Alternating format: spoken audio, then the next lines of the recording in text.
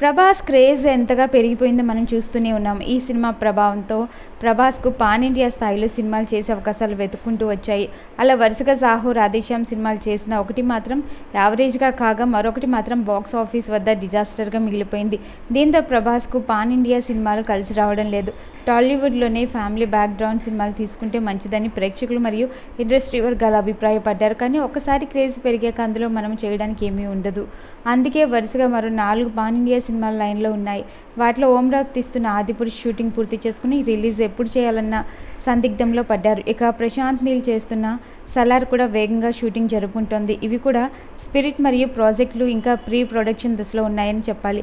ఇక మధ్యలో కుటుంబ కథాంశాలు తెరకెక్కించే డైరెక్టర్ మారుతితో ఒక చక్కని ఫ్యామిలీ ఎంటర్టైనర్ను ప్రేక్షకుల ముందుకు తీసుకొస్తున్నారు. ప్రభాస్ కెరియర్లో డార్లింగ్ మరియు మిస్టర్ పర్ఫెక్ట్ సినిమాల్లాగా ఆద్యంతం మంచి ఎమోషనల్ కామెడీ సెంటిమెంట్లతో ప్రేక్షకులను రంజింపచేయడానికి వర్కౌట్ చేస్తున్నారు. ఈ సినిమా షూటింగ్ కూడా జరుపుకుంటుందట.